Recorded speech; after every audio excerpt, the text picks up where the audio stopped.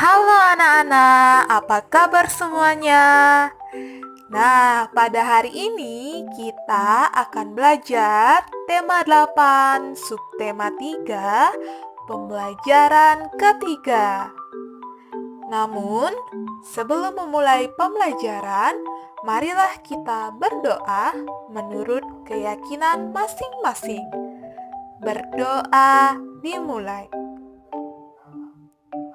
Berdoa selesai.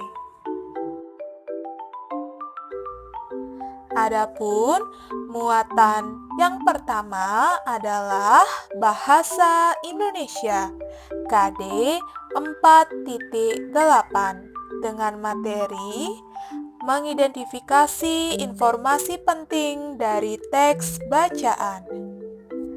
Informasi penting diperoleh dengan cara membacanya secara cermat. Saat membaca, berkonsentrasilah agar kamu dapat menemukan informasi dengan tepat. Informasi yang diperoleh dari sebuah bacaan dapat ditulis dalam bentuk peta pikiran. Peta pikiran dapat membantu dalam mencari dan mengingat informasi dalam bacaan, serta menimbulkan sisi kreativitas seseorang. Nah, tahukah kamu bahwa keadaan alam Indonesia banyak menarik wisatawan asing untuk berkunjung ke Indonesia?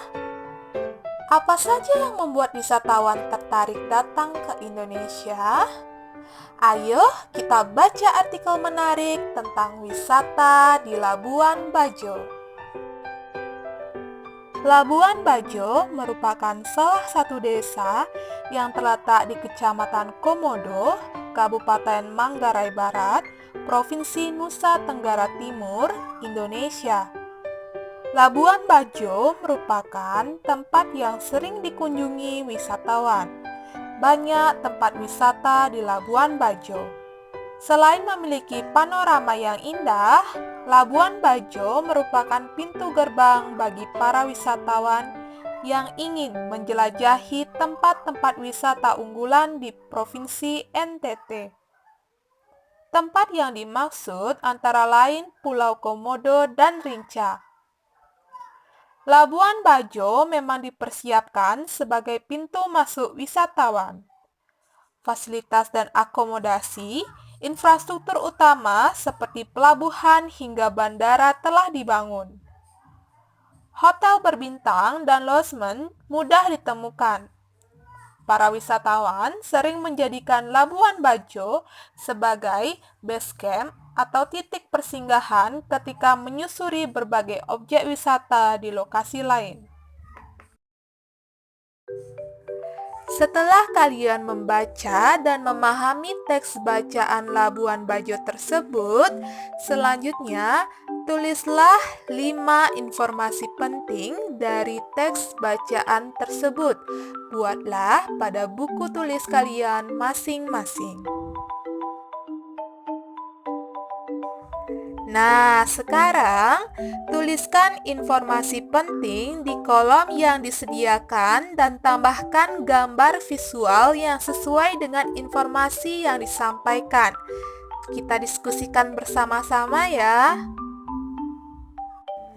Setelah membaca teks bacaan Labuan Bajo, adapun informasi penting beserta gambar visual yang didapatkan, yang pertama adalah Labuan Bajo sebagai tempat pariwisata terlihat sangat banyak dikunjungi oleh wisatawan asing. Yang kedua, di Labuan Bajo terdapat Pulau Komodo. Yang ketiga, Labuan Bajo terletak di Kecamatan Komodo, Nusa Tenggara Timur. Dan yang keempat, di Labuan Bajo telah dibangun bandar udara baru. Nah, itulah tadi mengenai materi mengidentifikasi informasi penting dari teks bacaan. Selanjutnya, kita akan melanjutkan ke materi yang kedua. Labuan Bajo merupakan salah satu desa yang terletak di Kecamatan Komodo, Kabupaten Manggarai Barat, Provinsi Nusa Tenggara Timur, Indonesia.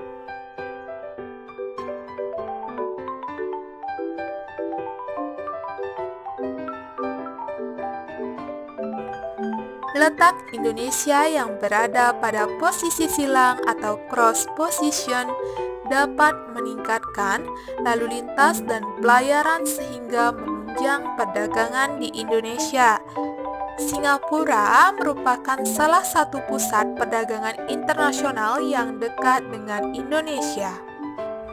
Indonesia yang kaya hasil pertanian seperti sayur dan buah-buahan dapat mengekspor ke negara Singapura.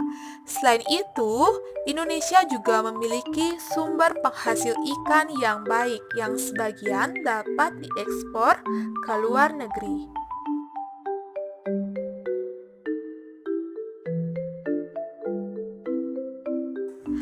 Nah, selain jalur perdagangan internasional, pengaruh letak geografis Indonesia di bidang ekonomi juga berdampak kepada perkembangan pariwisata yang pesat.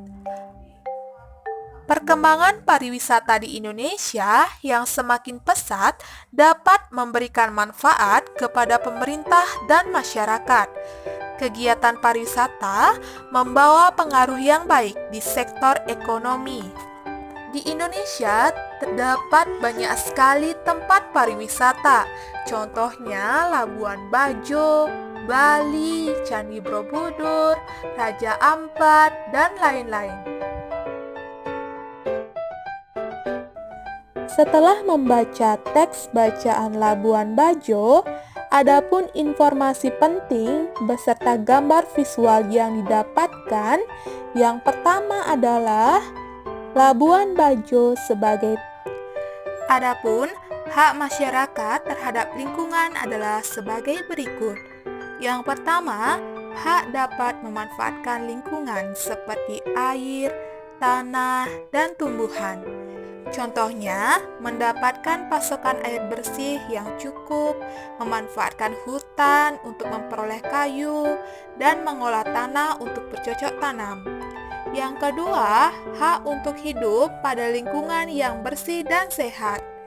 Yang ketiga, hak bebas dari polusi dan pencemaran lingkungan. Yang keempat, hak untuk ikut serta dalam pelestarian dan pengelolaan lingkungan. Sedangkan kewajiban masyarakat terhadap lingkungan sebagai berikut. Yang pertama, berkewajiban melestarikan hutan meliputi tebang pilih tanam Indonesia dan reboisasi. Yang kedua, mencegah dan menanggulangi pencemaran air, udara, dan tanah. Contohnya, membuang sampah pada tempat sampah. Yang ketiga, melestarikan dan merawat lingkungan. Yang keempat, menjaga lingkungan udara dengan cara menggunakan kendaraan yang ramah lingkungan dan menggunakan transportasi umum.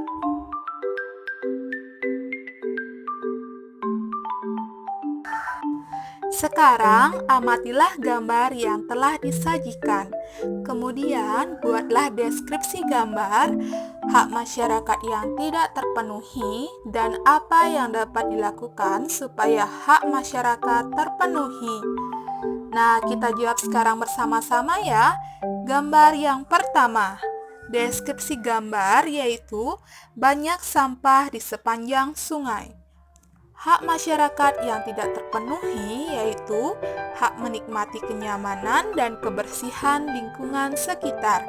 Dan apa yang dapat dilakukan supaya hak masyarakat terpenuhi yaitu dengan tidak membuang sampah di sungai, tidak mendirikan bangunan di bantaran sungai, dan mendaur ulang sampah.